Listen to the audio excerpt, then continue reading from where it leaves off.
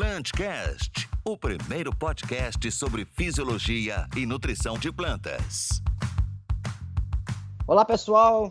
Sejam todos muito bem-vindos a mais um Plantcast, o primeiro podcast sobre nutrição e fisiologia do Brasil, né?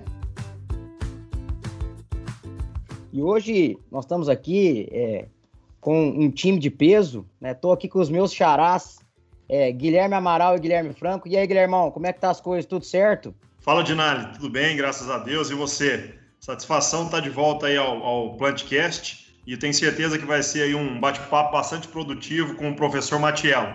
Tudo bem, Dinali? Tudo bem, Guilhermão? Tudo bem, Zé? Estamos aqui muito animados para esse bate-papo que vai agradar demais a cafeicultura nacional. Fala, Dinali, beleza? Muito bom estar aqui com todos vocês. Tenho certeza que vai ser uma conversa muito produtiva aqui com o professor Matiello. Show de bola! Pessoal, e hoje nós estamos aqui com poderia dizer que é a lenda da cafeicultura, né? Uma sumidade aí, Brasil e mundo afora. Nós estamos aqui com o professor Matiello. Professor, seja muito bem-vindo ao nosso Plantcast. Para nós da Compass, realmente é uma satisfação tê-lo aqui conosco. E eu gostaria muito, professor, que o senhor começasse nos dizendo como que começou esse amor seu pelo café, como que começou toda a sua história junto à cafeicultura brasileira e contribuindo aí para o cenário mundial também. Olha, eu acho que esse amor veio aos poucos, né? Primeiro a gente nasceu na roça, foi criado na roça e nossos pais tratavam a cultura do café. Inicialmente a gente não tinha propriedade, era parceiro, né? Trabalhava em meiação, que chama, né? E depois que eu me formei em agronomia e entrei para o IBC, né? Para a área específica do café, fui me afeiçoando a cultura, né? Trabalhando com um grupo, com uma equipe, vivenciando, a gente foi aumentando essa relação, né? Com a cultura. E assim nós estamos até hoje, aí 53 anos, e lida nessa cultura, tentando colaborar um pouco aí no setor de tecnologia para essa cultura. Perfeito, professor. Perfeito. Muito interessante. Sabemos que o senhor começou junto ao Instituto Brasileiro de Café, né, o IBC, em 1968, né, se não me falha a memória. Você pode começar a explicar para os nossos ouvintes como que era naquele tempo, como que era a estrutura do IBC, como que funcionava o IBC, junto à atuação à cafeicultura e aos produtores de café? Olha, a estrutura do IBC é uma estrutura muito boa, porque tinha a plena coordenação da política cafeira, tanto na área de produção, consumo interno e da exportação, né? Na área da produção tinha uma equipe de trabalho, foi crescendo na medida que foram aparecendo os problemas da própria ferrugem, por exemplo, na época, na década de 1970. Depois, o plano de renovação. Então, foi montada uma estrutura de pesquisa, de assistência técnica, um grupo muito grande, distribuído em todas as áreas cafeeiras. Além disso, apoiava a cafeicultura através de um preço de garantia. Então, quando o produtor não conseguia vender o café ou o preço estava muito baixo, tinha um preço de garantia que o IBC comprava. Na área de consumo interno, distribuía os estoques a preço desviado para fomentar o consumo interno, né? Tanto é que hoje o consumo cresceu muito, naquela época veio crescendo. E na exportação, controlava toda a exportação. Na época, tinha a Organização Internacional do Café, então o Brasil tinha cotas de exportação. Então, isso tudo devia ser controlado. Então, fazia todo esse processo. Na época, era uma coisa muito boa, muito completa. A gente, além da pesquisa, da assistência técnica integrada, a gente contava com crédito, né? Então, a gente colocava recursos para financiar toda a cafeicultura que a gente fez naquela época e hoje foi a base para a cafeicultura atual. Excelente, professor. Assim, professor, a gente sabe que o IBC ele sempre atuou de forma bastante ativa no meio da cafeicultura nacional como um todo, né? Pensando nisso aí, a qual fato o senhor acredita que é o maior legado do Instituto Brasileiro de Cafeicultura e por que se deu esse fato aí, professor? Olha, foram 2 grandes projetos que a gente fez, né? Enfrentar a ferrugem, que na época era considerada uma doença que dizimou a cafeicultura em outros países, né? Então, a gente fez um programa muito forte em cima da doença. E uma ferramenta complementar e que se associou a esse programa foi a renovação das lavouras, com zoneamento climático, quer dizer, novas regiões. Foi aberto o Cerrado em grande escala, a Bahia, o Nordeste, nas zonas de montanha, migrou a cafeicultura para zonas de altitude mais elevadas, né? Criou várias cafeiculturas, quer dizer, que até hoje são a base. Quer dizer, foram introduzidas a correção do solo, a adubação, os plantios em nível, na época era feito morro abaixo. A produtividade era em torno de 4, 5, 6 sacos por hectare. Hoje a gente está com uma produtividade aí de 27 a 30 sacas. Quer dizer, então, aquela base da cafeicultura renovada, quer dizer, nós renovamos 2 bilhões de pés de café em praticamente 8 anos. Né? Então, transformou a cafeicultura, reduziu a área de em torno de 4 milhões para em torno de 2 milhões e meio. Mesmo assim, a gente aumentou a safra e aumentou a produtividade. Então, esse legado foi, que eu acho mais importante, enfrentar esses problemas de transformar a cafeicultura brasileira, uma cafeicultura atrasada, numa cafeicultura moderna. Legal, professor. Fica muito claro, né, que o IBC contribuiu muito para a cafeicultura brasileira, né? Tanto para a produtividade e quanto também para a erradicação de algumas doenças aí, como a ferrugem. Professor, hoje nós sabemos que o senhor atua na Fundação Procafé e eu gostaria que você falasse um pouco mais, né? Como é o desenvolvimento de novas variedades. Nesse sentido, podemos falar que a Fundação Procafé segue as diretrizes do IBC? Olha, o espírito é o mesmo, né? Porque tem a gente mesmo e outros colegas somos egressos do IBC, quer dizer, o pessoal que aposentou e que está colaborando ainda aí, né? Tem já a equipe nova, né?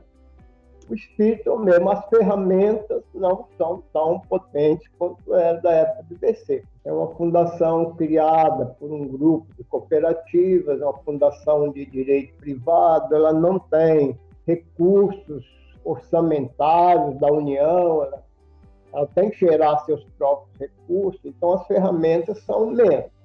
O esforço continua o mesmo, né? O esforço, a vontade do pessoal em gerar tecnologia, mas a gente não tem uma equipe suficiente para tocar todos os problemas e chegar até o produtor. A gente chega assim em macro, em assistência grupal, difusão, mas não como antigamente, na época do IBC, que chegava até assistência individual aos produtores, né? Mas o espírito, como eu disse no início, continua o mesmo, de ter uma tecnologia que atenda a maior parte dos produtores, as maiores regiões, tem os trabalhos em várias regiões, junto com outras instituições, hoje eu acredito que tenha somado positivamente. Excelente, né? O professor falou aí de IBC, Fundação Procafé, poderia aqui estender para o Agronômico de Campinas, para a UFLA, UFV e as diversas instituições de pesquisas que trabalham com café no Brasil. E aí eu queria perguntar para o professor se é correto a gente afirmar que o Brasil tem um manejo, né, em relação a práticas de manejo, produtividade e rentabilidade que hoje são referência em nível mundial. É correto, professor? Eu acho que sim, porque as condições, quando compara com os principalmente para os nossos vizinhos aqui da América do Sul, mesmo de outras regiões, hoje da Ásia, Vietnã, Indonésia, a gente tem condições climáticas, condições ambientais mais favoráveis, né? Solos mais pobres, o clima um pouquinho chove menos. Então, a gente tem que ter condições de tecnologia mais apuradas para vencer exatamente esse problema. Porque se o ambiente fosse tão favorável, quer dizer, a tecnologia não precisaria ser tão apurada. Por isso, a cafeicultura pleno sol, as variedades, com certeza, são as melhores variedades, a mecanização praticamente só existe na cafeicultura brasileira. Então, isso tem, ultimamente, a própria qualidade do café, que antes não era considerada tão boa qualidade brasileira, houve muito avanço. Então, hoje, a gente está bem em manejo da lavoura, sistemas, mecanizações, espaçamentos, variedades, e também no quesito qualidade do café. Tem qualidade, e a gente abrangeu as duas espécies de café. Então, a gente está forte tanto no arábica quanto no robusto. Então, aí o mercado vai ditar para que lado a gente vai. Então, a gente tem condições de fornecer os dois cafés. Muito bom, professor. O senhor comentou da questão de variedades, né? E hoje a gente sabe que o senhor é aí a referência no Brasil nesse assunto.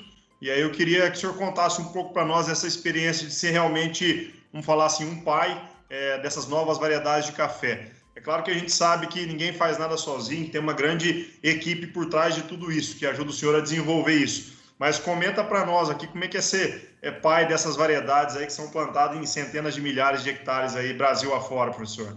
Olha, eu acho que foi um processo natural. Começou esse processo lá, logo depois do aparecimento da Ferrugem, com uma equipe na época do IBC, e veio um processo o melhoramento do café, genético do café, é um processo que demanda bastante tempo. A gente tem que ter um número de safras significativo para ver a longevidade da planta, e a gente trabalha com muita coisa, então sempre alguma coisa boa vai sair. Então a gente trabalha com material muito grande, um banco muito grande, trabalha em várias regiões, então o processo aí de melhoramento ele vem naturalmente, porque a gente vai observando o campo, a gente anda muito, vê onde tem as plantas, aí vê uma melhor, já traz, já multiplica, já vai selecionando, bota em ensaio. Então, eu acho que eu não sou especialista na genética, eu sou um homem de observação, e interessado e inovador.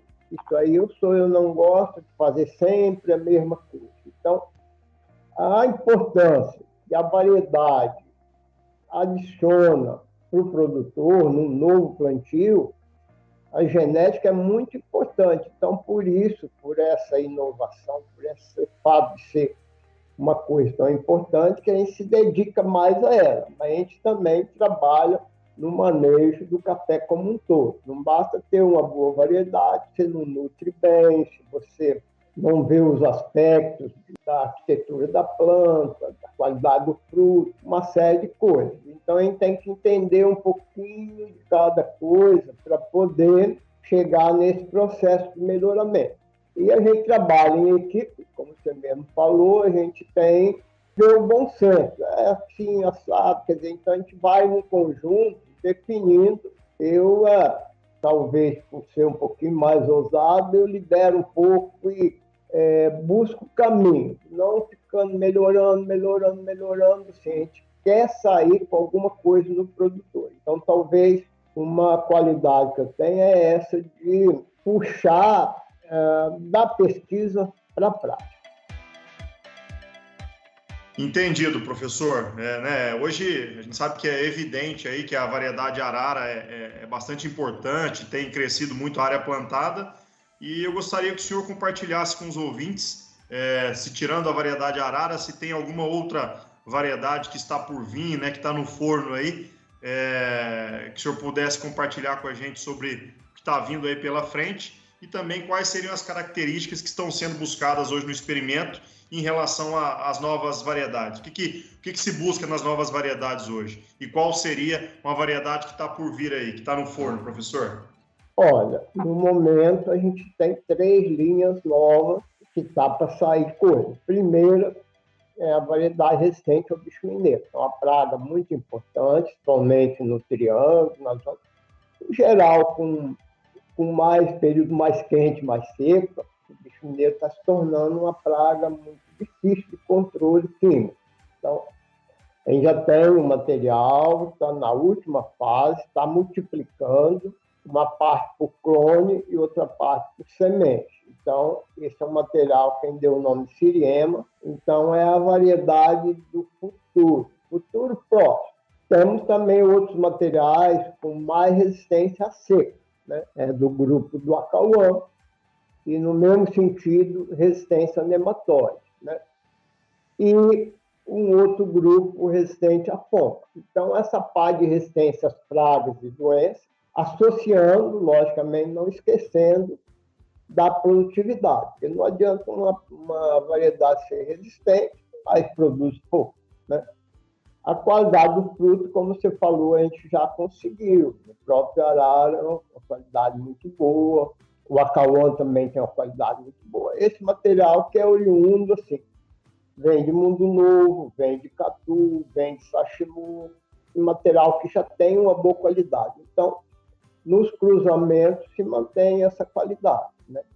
Então, eu destacaria o próximo passo mais importante, inclusive a gente está trabalhando, inclusive, nessa semana, na clonagem do material do Siriema, né, para formar os campos de jardim clonal. E, ao mesmo tempo, trabalhando na parte de reprodução por semente. Professor, voltando agora a falar um pouco de mercado, o mercado oscila muito, né? Ele é muito incerto. E o mercado está diretamente ligado à produção de café no Brasil. Então, hoje, por que nós não conseguimos fazer uma estimativa dessa produção? Por que ela oscila tanto e o mercado depende tanto dessa estimativa? Olha, a gente tem experiência na previsão de safra. Trabalhei bastante nisso na época de BC, né? A gente tinha uma estrutura no campo, era uma pesquisa por amostragem, feita em cima das fotografias aéreas. Na época, a gente tinha fotografia na escala de 1 para 25 mil de toda a região cafeira, né? E tinha estrutura e 4 vezes por ano ia na propriedade, naquelas propriedades, para ver como estava a produtividade, como você falou. Esse ano eu vou produzir 400, no ano que vem vai 800, lógico, a produção, que é a média dessa amostragem toda, né? Era muito fácil, uma pesquisa objetiva. E lá para cá não tem a estrutura, né? Não tem a estrutura. Muitas áreas são feitas de forma subjetiva. Você consulta o escritório da Emater aqui, um outro ali, para ver se acha que deu, não deu, tal. Faz uma pesquisa estimativa. Como ela, por mais que seja, vai sendo melhorada, aí ela perde um pouco a credibilidade. Então, surgem várias empresas comerciais que fazem também sua estimativa de forma subjetiva. Tem uma pessoa que roda o Brasil, vai vendo, vai perguntando e tal. Então, por isso que essa estimativa nunca tem uma credibilidade única, não tem uma opinião única, né? E isso atrapalha, porque às vezes o interesse influi nesse número, né? Não é um número frio, um número absolutamente técnico e científico, né? A gente considera. Alguns estados já é um número um pouquinho melhor, né? Mas eu acho que está atendendo regularmente. O problema é que o mercado hoje não tem nada que regula, a não ser a oferta e a procura. E as bolsas muitas vezes não reflete a oferta e procura. É um movimento do fundo que quer aplicar, sai de uma coisa para aplicar na outra. Então, o seguinte o mercado é complicado. Mas, ultimamente, o mercado tem sido favorável ao produtor, né? Apesar dos custos terem aumentado muito, os custos de produção, a safra está adequada, não está nem sobrando, nem faltando, né? A safra deste ano, que é menor em função da seca, vai faltar um pouco, mas por isso que está o preço um pouquinho melhor. Mas eu acho que o mercado está ajustado. A gente não pode plantar demais para, num futuro próximo, ter excesso de produção. E não pode deixar de plantar, porque é um processo natural. O produtor quer melhorar a sua lavoura, às vezes arranca uma, planta outra. Então está mais ou menos equilibrado aí a oferta com a demanda. Professor, a média hoje, né, 30 sacos por hectare, e pensando como o senhor disse, nós tivemos um avanço dessa média. Além disso, você vê uma evolução para 35 sacos por hectare, para 40 sacos por hectare. Por que nós não evoluímos? Qual que é o principal gargalo aí para superar essa produtividade? Olha, a produtividade está relativamente boa. Quer dizer, não é fácil. O principal gargalo, começando pelo final aí da sua pergunta, o principal gargalo é a condição climática, que às vezes, por exemplo, esse avanço, com certeza, seria com umas 40, 50 sacos, se a gente tivesse oportunidade de irrigar toda a cafeicultura, mas isso é impossível. Não tem água, não tem recursos, uma série de coisas que atrapalham. Então, esse aspecto do clima é que vai determinar esse avanço. As lavouras novas estão sendo montadas para ampliar isso. O sistema safra zero é uma saída para isso, porque ele atenua um pouco esse efeito do estresse da planta.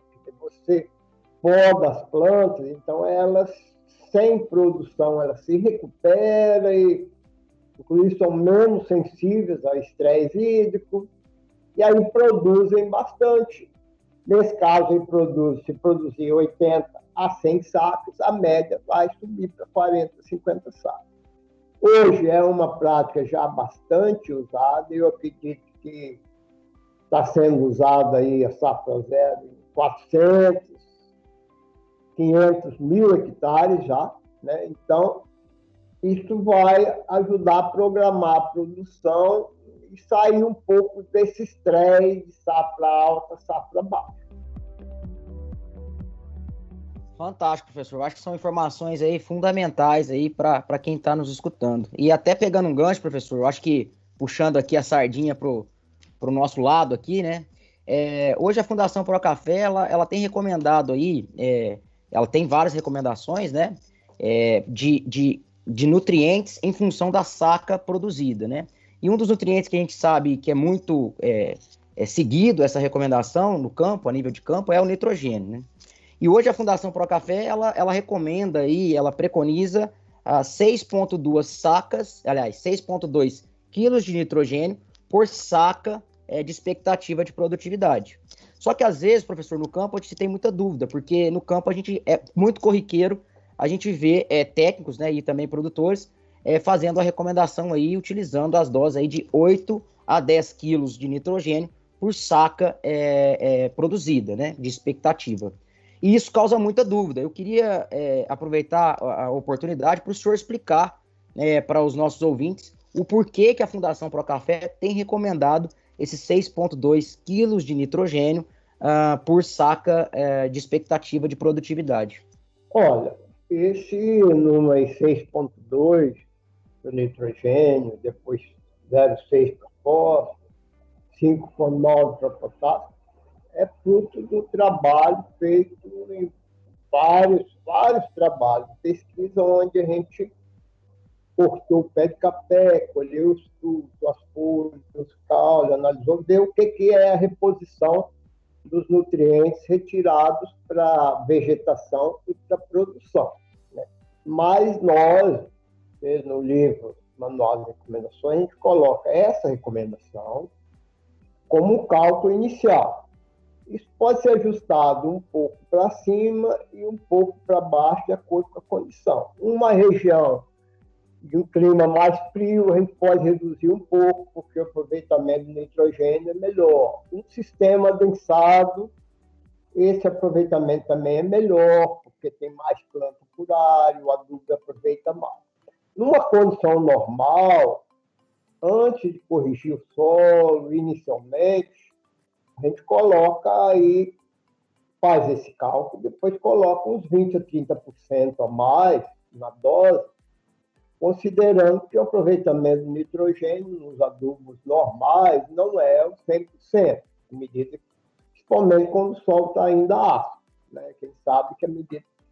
Mas, por outro lado, a gente tem vários ensaios no passado com doses, e mostrando que essas doses são suficientes. Por quê?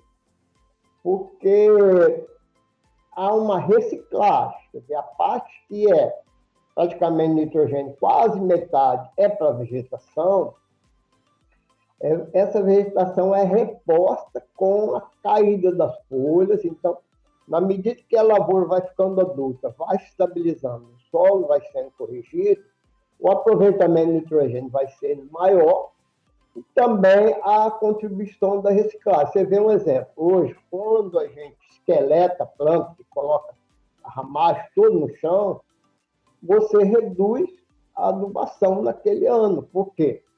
Você está colocando aquele material tudo de volta. Na planta normal, também a folha. A média de duração de uma folha é 1 ano e meio. Então, no máximo, em 1 ano e meio, ela troca a planta, troca toda a folha. E essa folha repõe. A gente tem casos aí de lavouras mais adensadas, tem 8, 10 toneladas de matéria seca de folha por hectare. A gente coleta essas folhas, pesa, analisa. Por exemplo, 7 toneladas com 3% de nitrogênio daria já 210 kg de nitrogênio por hectare, a contribuição só do retorno da folhagem. Então, talvez por isso, e pela adubação que a gente tem feito, os ensaios de dose, que mostra isso, que a gente não precisa chegar lá no máximo, desde que a lavoura vem sendo bem conduzida. Paralelamente, também tem que controlar a praga, doença, equilibrar os outros nutrientes, porque para você cria folha, você não pode perder folha, né? O mato, né? O mato é muito importante. Hoje em dia existe aí uma teoria que precisa cultivar o mato. O mato, ele é um concorrente. Então, dentro de determinado período, você pode manejar. Depois daquele período, principalmente a partir de janeiro, você tem que eliminar o mato, porque ele está concorrendo com os nutrientes. Mas essa de módulo a gente coloca no manual como alternativa, né? Os módulos criados pelo professor Malavolta, né? Cada 10 sacos, mais ou menos 100 kg de N, mas a gente tem visto com tudo isso que a gente explicou que pode reduzir um pouco. E, logicamente, quanto mais econômico, melhor, né? Muito bom, professor. Ainda nesse sentido aqui da nutrição mineral de plantas, né, um assunto no qual nós somos apaixonados aqui na Compass, né, a gente sabe que a nutrição ela incrementa muito a produtividade, uma adubação, desde que essa adubação seja realizada de forma correta, né, professor? E assim, pensando por esse lado, o senhor acredita que a cafeicultura brasileira e também mundial aí, ela tem se inovado no quesito nutrição? Tem algo por vir aí nessas novas tecnologias aí que o senhor acredita que vai incrementar o mercado da cafeicultura nacional como um todo? Olha, eu acho que elas são bem-vindas. Tudo que é para melhorar, bem-vindo. Essa tecnologia, por exemplo, da liberação lenta, da controlada dos nutrientes, basicamente o principal problema é o nitrogênio, né? Porque o potássio, ele é bem preservado no solo, pela estrutura do solo, né? O nitrogênio que é o problema, porque hoje a fonte mais usada e mais em conta é a ureia. Porém, pode haver muita perda. Então, a gente tem de buscar melhor aproveitamento disso. Uma das tecnologias é promover a liberação mais lenta, ou seja, de acordo com o que a planta vai precisando, para não haver perda nem por volatilização, nem por lixiviação, né? Então, esse avanço é muito bem-vindo, né? À medida que vai desenvolvendo, logicamente, vai se tornando mais econômico, né? Então, a gente tem que bater bastante nessas fontes. Além disso, na área foliar, pode vir aí, a gente não tem ainda trabalho, muito, a parte de produtos especiais, né? A gente não tem ainda muita pesquisa, mas já tem vários produtos no mercado que podem auxiliar, né? A gente ainda não tem a base assim, de recomendação muito firme, exatamente porque é um processo novo, né? Mas isso eu acho que pode incrementar mesmo. Professor, o senhor tocou em alguns pontos importantes, né? O senhor falou até da questão de inovação, e eu queria, né, começar aqui também agradecendo a Fundação Procafé, na pessoa do senhor, que é uma fundação que a gente tem uma parceria de longa data, e queria aproveitar também para compartilhar com os nossos ouvintes aqui, tem cafeicultores Brasil afora e de outros países também, que nós conduzimos um trabalho em parceria com a Fundação Procafé de longa duração, né, por 5 anos, com a variedade Catucaí amarelo, com a tecnologia de fertilizante Polyblend, da Compass Minerals. E o que a gente observou, o que foi observado, né, pela Fundação Procafé e por nós em relação a esse experimento de longa duração, né, até um trabalho publicado no 41º Congresso de Pesquisa Cafeeira. Bem, o que foi feito nesse trabalho? Né? Foi comparado, então, a tecnologia de liberação controlada em uma única aplicação versus um parcelamento de fonte solúvel em 3 aplicações, isso conduzido por 5 anos. E aí o resumo, né? O resumo desse trabalho foi que tivemos um aumento de produtividade com a tecnologia Polyblend na ordem de 8 sacas, na média de 5 anos, né? E quando a gente avalia a eficiência agronômica, né? Ou seja, quantos quilos de nitrogênio e potássio que se gastou para produzir uma saca de café, ficou nítido no trabalho que gastou 28% menos nitrogênio e 25% menos potássio para produzir uma saca de café, evidenciando, então, realmente esse ganho dessa tecnologia para adubação do cafeeiro. Acho que fica aí também compartilhando com os cafeicultores para que conheçam a tecnologia, até porque quem está utilizando no campo está bastante satisfeito com essa inovação aí da Compass. E obrigado pela parceria de longa data. Muito bom, Guilhermão. E também complementando, né, nós temos trabalhos também na UFLA, né, com o professor Douglas Guelph, professor Rubinho, a própria tese também da Dalise e outros professores, né, na UFLA, mostrando aí a eficiência do Polyblend. São trabalhos de longa data, nós já trabalhamos há mais de 10 anos, então temos diversos trabalhos nesse sentido, mostrando sempre a eficiência do Polyblend. Então, assim, sabemos que a adubação é um desafio e nós temos aí uma solução, que é a linha Polyblend, para solucionar aí esse desafio da adubação.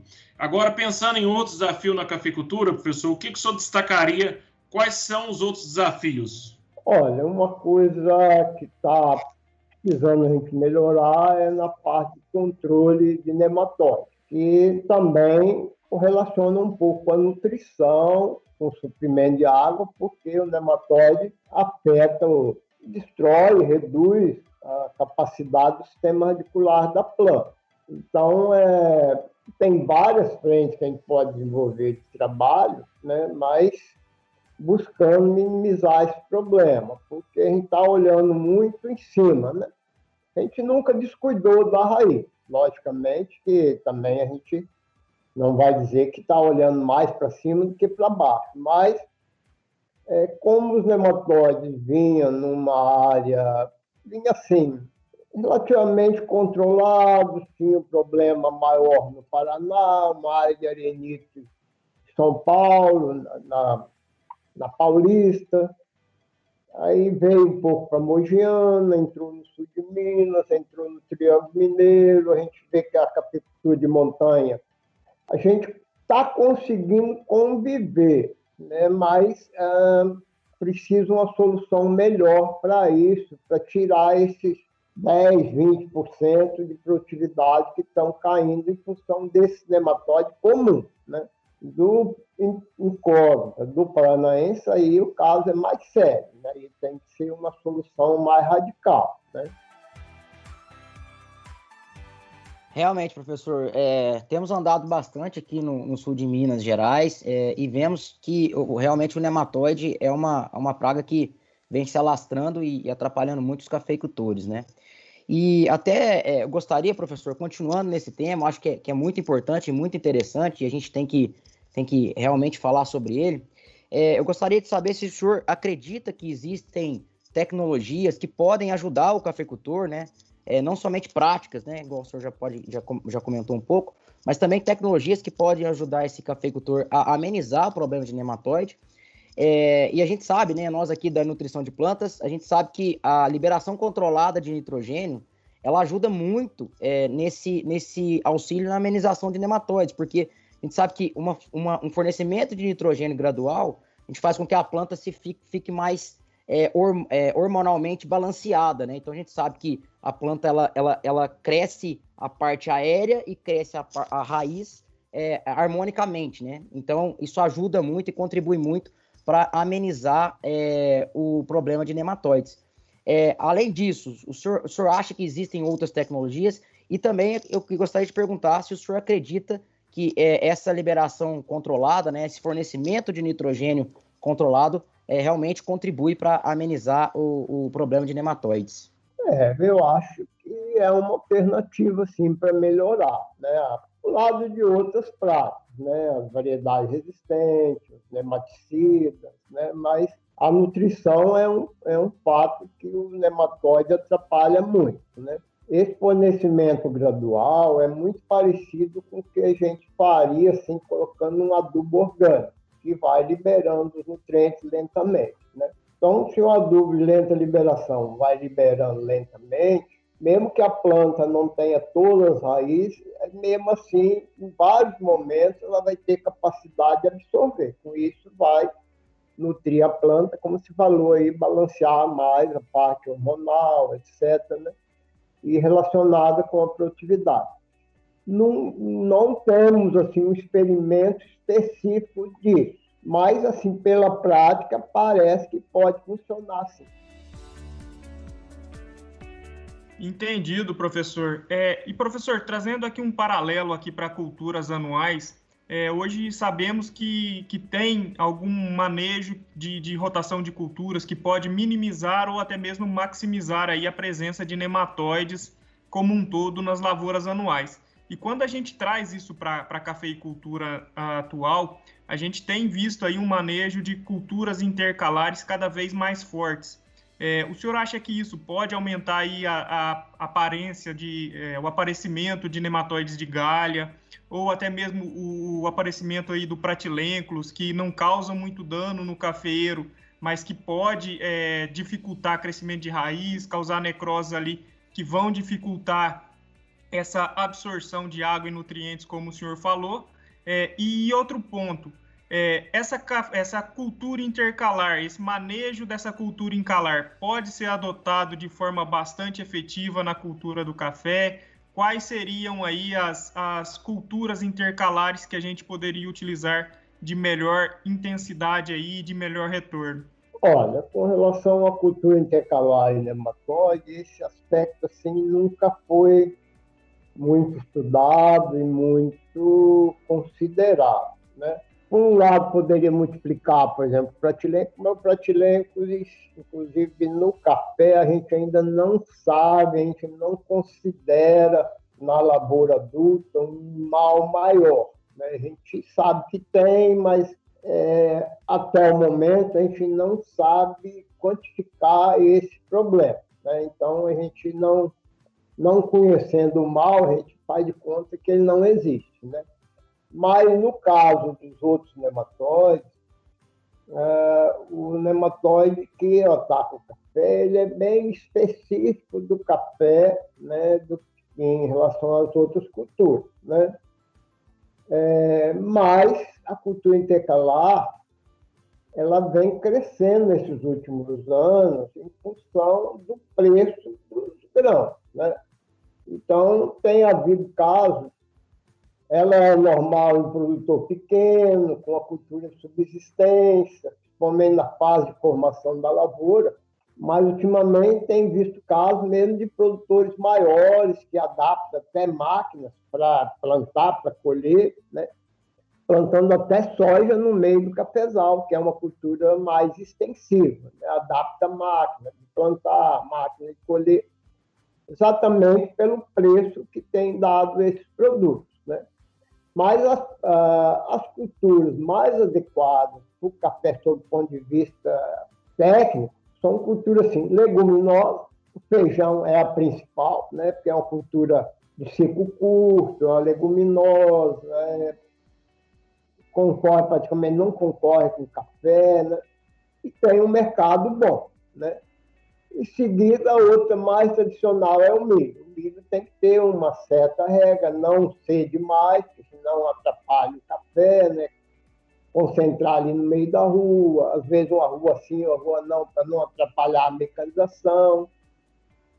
Em seguida, a gente poderia dizer o arroz, a soja, são culturas que são usadas, a não ser a soja, as outras são usadas para a própria manutenção da propriedade, para o próprio uso do produtor ou dos empregados, né? Então, a gente recomenda, sim, porque durante a fase de formação da lavoura, ou às vezes numa fase que você faz uma poda drástica, o solo vai ficar limpo.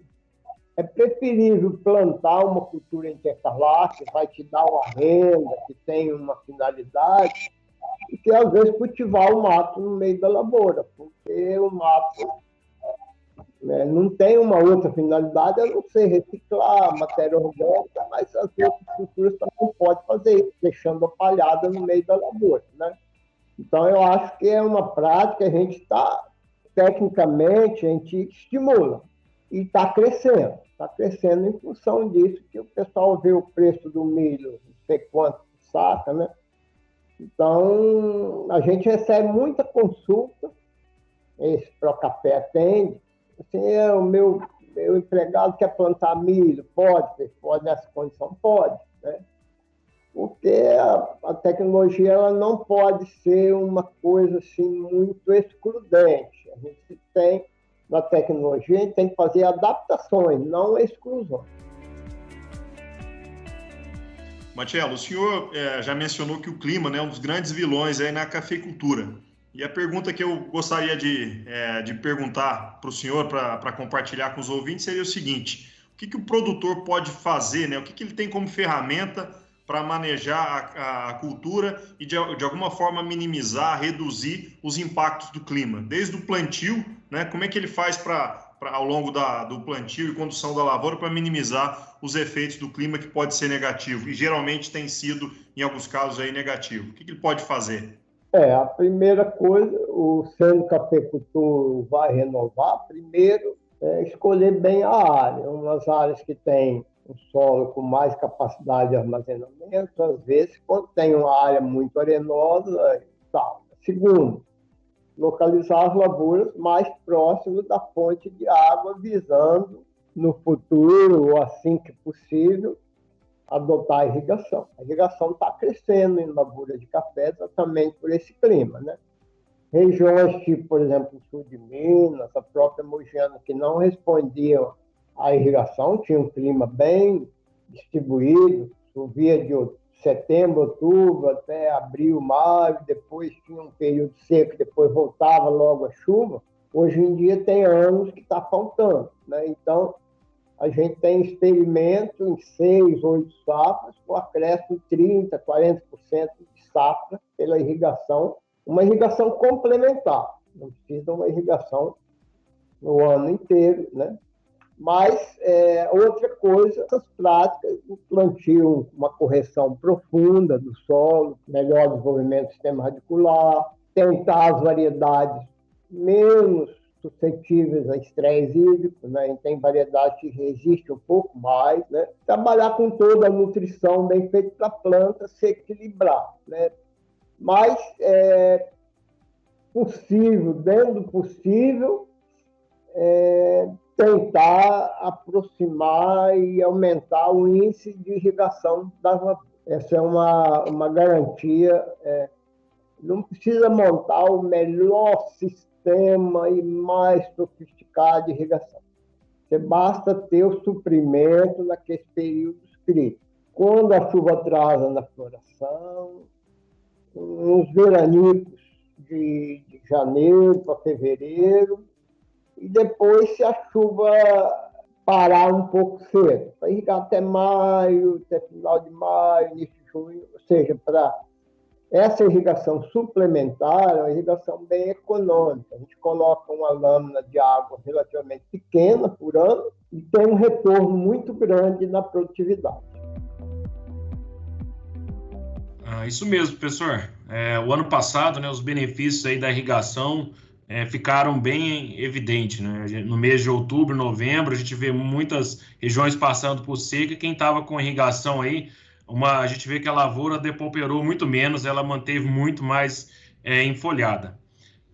Por fim, professor, eu quero voltar aqui falar mais um pouco de mercado, e a gente vê nos últimos dias a saca de café aumentando bastante, né? Deixando o produtor aí bem alegre, preço aí próximo de R$700 a R$800. O senhor acredita, professor, que é uma tendência de manter esse preço de R$700 a R$800? O mundo está aprendendo a beber café e com a pandemia aí tá surgindo um novo cliente, professor? Não, eu acredito que o preço é difícil, porque depende de muita coisa, até da próprio câmbio, né? Porque o preço é ditado no mercado internacional, a cotação em dólar, e depois vem aqui para dentro, né? Vai depender, inclusive, da própria política cambial. Mas, com relação à oferta e demanda, está mais ou menos equilibrado. A gente vai ter uma safra menor esse ano, provavelmente uma safra maior no ano que vem, não tão alta, mas vai ter uma maior, porque um ano dá pouco no ano, dá mais no ano seguinte. Então, no curto prazo, eu acho que tem que se manter. Eu não vou dizer que não vai cair um pouco, nem vai subir um pouco. Mas, na média, tende a se manter, né? Quem tem, muita gente está vendendo, está vendo o preço bom para fazer uma entrega futura, se puder, se precaver também é uma opção, né? Com relação ao consumo, eu acho que, na verdade, não criou um mercado novo, ele transformou, né? Na verdade, o que o pessoal tem dito aí na análise do consumo é que um pouco do café que consumia fora de casa, nas cafeterias, nos bares, restaurantes, migrou um pouco para dentro de casa. Mas eu acho que o consumo nessa base de crescimento de 1,5% ao ano, ele vem normalmente, né? Por isso que a oferta tem que aumentar mais ou menos isso nesse período, né? Eu acredito que a pandemia não criou um novo mercado, ela transformou o mercado de um local para outro, né? E, pelo contrário, acabando a pandemia, que a gente espera que não demore muito, né? Aí a gente vai ter, inclusive, um retorno desse consumo fora, né? Principalmente os cafés especiais, sentiram mais na pandemia, porque eles são ofertados nessas cafeterias, nessas lojas especiais de café, né? Então, apesar de que o consumidor aprendeu e está consumindo os cafés melhores, mas sempre essas cafeterias sempre prima mais por esses cafés especiais. Então, como o Brasil está desenvolvendo bastante os cafés especiais, ele precisa desse mercado de cafeteria. O senhor comentou sobre os cafés especiais, né? Quando a gente olha para o zoneamento agrícola, a gente sabe que o café está limitado aí, em condições ideais de cultivo até 1.200, 1.250 metros. E, por outro lado, quando a gente olha para os atributos ligados à qualidade do café, a gente percebe que a altitude é um dos atributos dos mais importantes aí, né? Não isolado, mas ele é extremamente importante. E aí a pergunta é o seguinte, hoje a gente vê aí várias áreas acima de 1.200, 1.300, 1.400, 1.500 metros de altitude produzindo bons cafés, né? Então a pergunta é, esses microclimas em áreas de alta altitude pode afetar a produtividade para baixo ou não? É possível desenvolver um manejo, um sistema que consiga aliar produtividade em alta altitude, mas também cafés de ótima qualidade? Não, eu acho o seguinte, que é possível.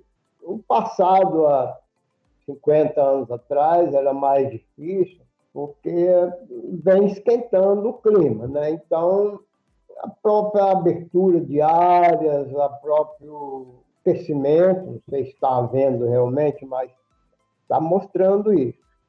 É questão de adaptar. As variedades, por exemplo, que as altitudes muito elevadas têm muito problema de forma, de pseudomonas, então a gente vai e coloca uma variedade tolerante ou resistente a isso. Aí atrasa a maturação. Você tem que colocar uma variedade de maturação mais precoce, né? A prática tem mostrado que é possível, que já tem, por exemplo, no Caparaó, tem no próprio sul de Minas, hoje a gente tem lavoura que a gente assiste, até quase 1.600 metros. São lavouras feitas para ganhar concurso. A gente coloca variedades especiais, né? Então, isso tudo, a gente usa tecnologia a favor. É possível, sim. A altitude é um fator, mas não é o único, né? Porque tem ainda o preparo do café, né? Você não pode apostar somente na altitude e depois relaxar, né? O fator para a qualidade do café é o ambiente. Você tem a maturação mais lenta, então você incorpora mais substâncias ligadas à qualidade do fruto, né? O arara, por exemplo, é um fator que ele tem uma boa qualidade em função um pouco da genética e um pouco dessa maturação tardia dele, que ele incorpora mais substâncias, chama organolépticas, no decorrer desse processo de formação do fruto, né? Nossa, Charás, Zé, é muito conteúdo, né? Nós poderíamos ficar aqui 2 horas aqui falando e a gente ainda ia ter conteúdo para falar com o professor, né? Professor, eu gostaria muito de agradecer o senhor por participar aqui do podcast, né? Que é o primeiro podcast sobre fisiologia e nutrição de plantas do Brasil. Para nós é uma honra, uma satisfação enorme tê-lo aqui conosco. E eu gostaria muito que o senhor deixasse uma mensagem. A gente vive um período meio conturbado aí entre pandemia, né? E também um mercado muito, muito aquecido, muito, muito tenso. Eu gostaria que o senhor deixasse uma mensagem aí para os cafeicultores que nos escutam mundo afora. Não, a mensagem é de ânimo. Apesar que a gente está numa época que não é muito alvissareira aí sob o ponto de vista da saúde e da economia, né? Mas o café, a cafeicultura brasileira é uma cafeicultura forte. O setor agrícola também é um setor que tem respondido muito bem. O café não é exceção, ele tem dado boa retribuição para a economia brasileira e para o cafeicultor, né? Então, deixar uma mensagem de esperança e fé que a gente tenha momentos melhores e manter essa cafeicultura sempre forte, sempre melhorando, nesse ritmo que está indo, né? Renovar sempre, né? Manter a cafeicultura produtiva, isso é o principal fator para a gente ser competitivo. Essa aí é a receita que o pessoal vem fazendo. Manter e, logicamente, ir melhorando. Na parte da nutrição, como vocês estão aí nesse ramo, manter isso e ir acompanhando as evoluções, né? Pesar bem a parte de equilíbrio, né? Às vezes você coloca uma coisa, não coloca outra. Então, esse equilíbrio nutricional é muito importante. Perfeito, professor. Agradeço a todos que estavam aqui conosco escutando esse podcast. Muito obrigado, José Marcos Leite, famoso Zé Marcos. Brigadão, Guilherme Franco. E muito obrigado, Chaime Amaral, por estar aqui conosco fazendo mais esse podcast. Pessoal, forte abraço e até uma próxima oportunidade. O Plantcast é uma produção da Compass Minerals Plant Nutrition. A gente inova e nutre. O agro cresce.